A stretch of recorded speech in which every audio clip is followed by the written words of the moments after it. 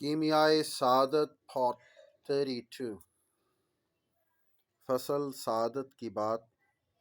حق سبحانہ تعالیٰ کی معرفت کی تفصیل دراز ہے، ایسی کتاب میں ٹھیک بیان نہیں ہو سکتی۔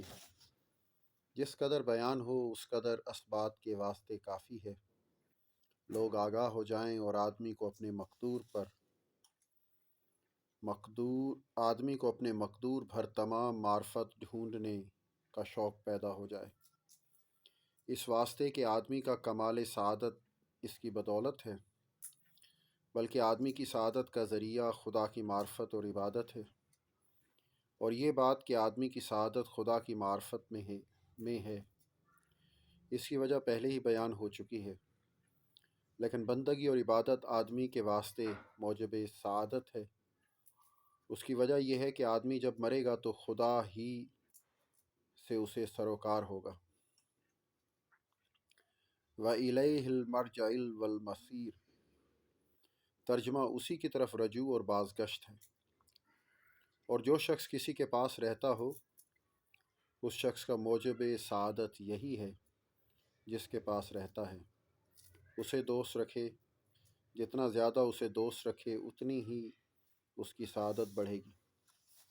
اس واسطے کہ محبوب کے دیدار میں بہت لذت اور راحت ہوتی ہے۔ حق تعالیٰ کی دوستی آدمی کے دل پر معرفت اور ذکر کی کثرت ہی سے زیادہ ہوتی ہے، اس واسطے کہ جو شخص کسی کو دوست رکھتا ہے تو اس کا ذکر زیادہ کرتا ہے،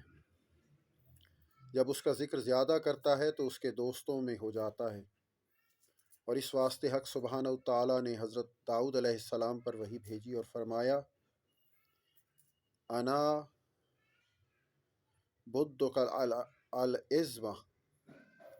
فالعزم بدک، یعنی میں تیرا سہارا ہوں اور تیرا سروکار مجھی سے ہے، ایک دم میرے ذکر سے غافل نہ رہے۔ اور دل پر ذکر جب ہی غالب ہوتا ہے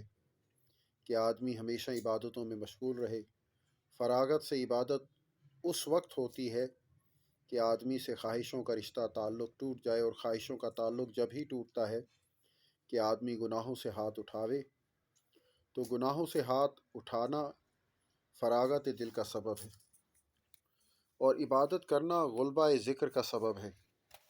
اور یہ دونوں سبب محبت ہیں، اور محبت تخم سعادت ہے، اور سعادت نجات اور فلاح ہے۔ سعادت نجات اور فلاح سے عبارت ہے، جیسا کہ حق تعالیٰ نے فرمایا سورۃ المؤمنون آیت نمبر 1 میں، بسم اللہ الرحمن الرحیم، قد افلح المؤمنون، ترجمہ بے شک اس نے نجات پائی جس نے اپنے آپ کو، یہ دوسری آیت ہے، پہلی آیت کا ترجمہ دراصل یہ نہیں ہے، پہلی آیت میں ریفرنس کے طور پر دوبارہ پڑھ دیے دیتا ہوں۔ سورۃ المؤمنون ہے اور آیت نمبر 1 ہے، اس کا عربک ٹیکسٹ ہے، بسم اللہ الرحمن الرحیم، قد افلح المؤمنون، اور فرمایا اس کے بعد سورۃ الاعلیٰ جو کہ پارہ نمبر 30 میں ہے، سورۃ الاعلیٰ پارہ نمبر 30 میں ہے، آیت 14، اور یہاں پر اللہ تعالیٰ نے فرمایا قد افلح من تزکا وذکر اسمہ ربہ فصلی، اس کا ترجمہ کچھ یوں ہے، بے شک اس نے نجات پائی جس نے اپنے آپ کو پاک کیا اور یاد کیا اپنے رب کا نام، پھر نماز پڑھی۔ چونکہ سب کام عبادت نہیں ہو سکتے، بعض ہو سکتے ہیں بعض نہیں ہو سکتے، اور سب خواہشوں سے دستبردار ہونا ممکن ہے، نادرست ہے،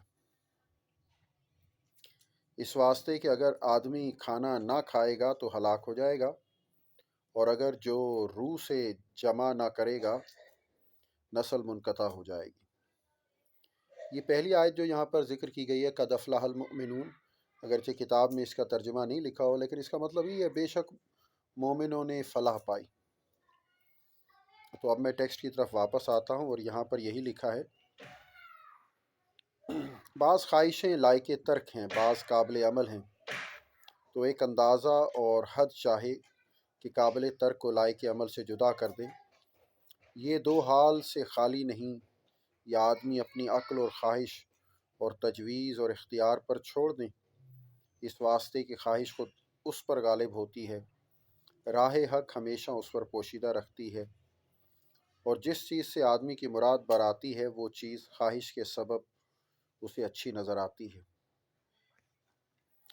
تو چاہیے کہ خود مختار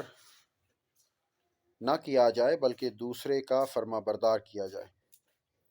ہر ایک اس قابل نہیں کہ اس کی فرما برداری کی جائے،